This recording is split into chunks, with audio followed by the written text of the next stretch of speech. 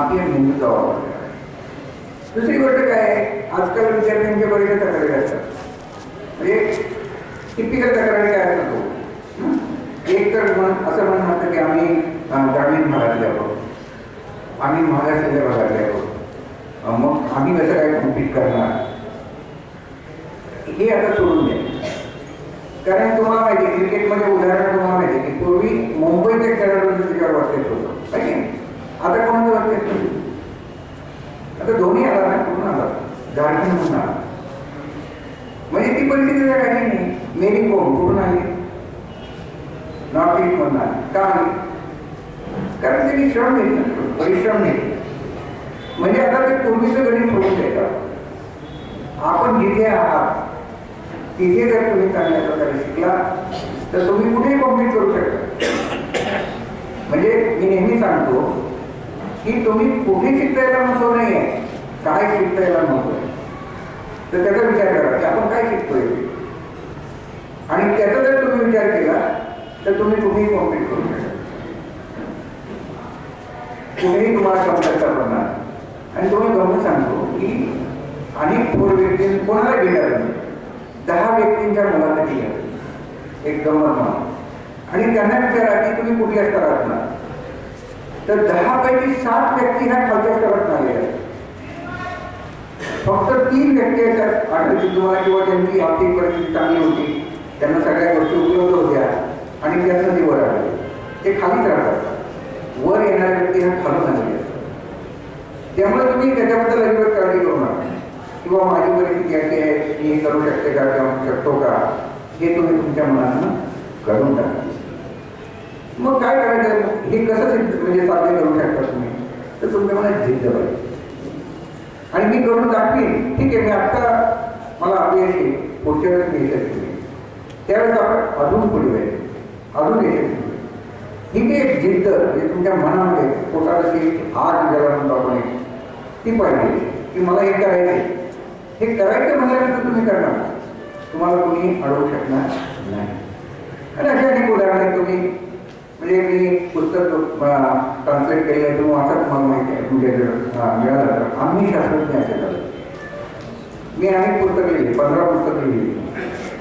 त्यातले सुपरग्रहण जे पुस्तक आहे ती पहिली क्लोनिंगवरची कादंबरी, ती खूप गाजलेली आहे. त्याच्यात कन्नडमधलं भाषांतर आहे, हिंदीमध्ये झालं, इंग्लिशमध्ये आता प्रसिद्ध होईल, मराठीमध्ये दुसरी आवृत्ती केलेली आहे. किंवा आईन्स्टाईनचे महामानव आईन्स्टाईन जे आहे ते तुम्ही वाचा. त्याच्यावर आपल्याला कळतं की महान लोक कसे असतात. तर आम्ही शास्त्रज्ञ असे झालं ते ट्रान्सलेशन आहे. ते कसे ट्रान्सलेशन आहे, 100 रिझन्स टू बी सायन्टिस्ट. म्हणजे 94 शास्त्रज्ञांनी त्याच्यामध्ये असं केलं की आम्ही शास्त्रज्ञ कसे झालो, कुठून आलो, आम्ही कसं झालो, कसे घडलो. आणि त्यातनं आपल्याला कळतं की ते अत्यंत प्रतिकूल परिस्थितीमधून आले. म्हणजे प्रतिकूल परिस्थिती किती असू शकते, तर हिटलरच्या छळ छावणीमध्ये बंदिस्त असताना, की जिथे दुसऱ्या दिवशी तुम्ही जगाला का माराल ही शास्त्रज्ञ नाही, तिथे अभ्यास करून तो माणूस शास्त्रज्ञ झाला. याच्यापेक्षा वाईट परिस्थिती असू शकते का.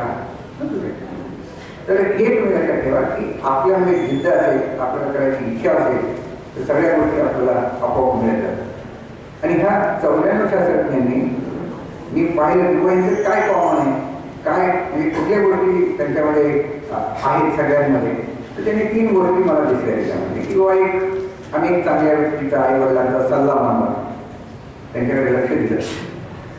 दुसरी गोष्ट मला कळली की चांगल्या शिक्षकांचा शोध घेतला, चांगल्या शिक्षकाचा शोध घ्या. तुम्हाला एखादा शिक्षक असा मिळेल की जो तुमचं जीवन बदलून जाईल, तुम्हाला त्या विषयाची गोडी लागेल, आवड निर्माण होईल, आणि तुमचा पुढचा मार्ग तुम्हाला दिसायला. अशा शिक्षकांचा शोध घ्या. शिक्षकांमध्ये अवगुण बघू नका, गुण पहा. कारण अवगुण बघून काय मिळणार तुम्हाला, काय कळेल. कुठल्या शिक्षकामध्ये काय गुण आहे किंवा कुठल्या व्यक्तीमध्ये काय गुण आहे याचा शोध घ्या आणि तो आत्मसात करायला लागेल. आणि तिसरी गोष्ट आहे की चांगलं पुस्तक, चांगले पुस्तक एकच वाचा, ते म्हणजे सापडेल तुम्हाला असं की ते तुमचं जीवन बदलून टाकेल. तुम्हाला वाटेल की अरे हो मी हे होऊ शकतो. मग अब्दुल कलामांचा असेल, मेरी क्युरीचा असेल, आईन्स्टाईनचा असेल, न्यूटनचा असेल, डॉक्टर बाबासाहेब आंबेडकरांचा असेल, कोणाचे म्हणजे कुठली महान व्यक्ती जी आहे त्यांचं कुठलं चरित्र तुम्ही असं घेतलं तर तुम्हाला असं एक चरित्र मिळून जाईल की त्याच्यात तुम्ही स्वतःला पाहायला का की नाही मी हे होऊ शकतो मी हे करू शकतो. ते एक पुस्तक तुमचं जीवन बदलू शकतं. पण त्यासाठी पुस्तक वाचायला पाहिजे नाही का. म्हणजे आजकाल वाचण्याची जरा आवड कमी होत चालली अशी सगळीकडे कोरड आहे. मग ही आवड काय कमी झाली तर बऱ्याचशा म्हणजे तरुण वर्गामध्ये असा एक गैरसमज आहे की आपल्याला जे हवं आहे ते टी व्ही मधून मिळतं. असं एक गोड गैरसमज लोकांना. पण तुम्ही जर काही थोडा क्षणभर विचार केला आणि पाहिलं तर टी व्हीवरचे कार्यक्रम हे अतिसामान्य बुद्धीच्या लोकांनी अतिसामान्य बुद्धीच्या लोकांसाठी तयार केले आहे. तुम्ही बघा जरा थोडं लक्ष द्यायचं याच्यात काय आहे काय दाखवत आहे काही दाखवत. पण मग मेंदूला सवय लागते आपल्याला की जे कमी प्रतीचं आहे विच इज नॉट एक्सलंट तर एक्सलंटचा शोध घ्या. What is best. संगीतात काय बेस्ट असू शकतं, बोलण्यामध्ये काय बेस्ट असू शकतं, संशोधनामध्ये काय बेस्ट असू शकतं, सगळीकडे त्याचा शोध घ्या. मग तुम्हाला काय हे तर फार चिल्लर आहे तर तयार आहे. आणि हे करण्यासाठी तुम्हाला काय करावं लागतं तर तुमचं टाईम मॅनेजमेंट करावं. वेळेचं नियोजन. वेळेचं नियोजन बऱ्याच वेळा आपण करत आला वेळ चालला वेळ मग परत मला वेळच नाही मिळाला. म्हणजे शिक्षकांनी विचारलं होमवर्क केलं तर आणि तर वेळच नाही मिळाला. मग का नाही मिळाला वेळ, कुठे गेला तो वेळ. तर त्याचे नियोजन तुम्ही करा. आणि ते जर केलं तुम्हाला असं कळेल की तुमच्याकडे भरपूर वेळ आहे. मग कसं नियोजन करायचं.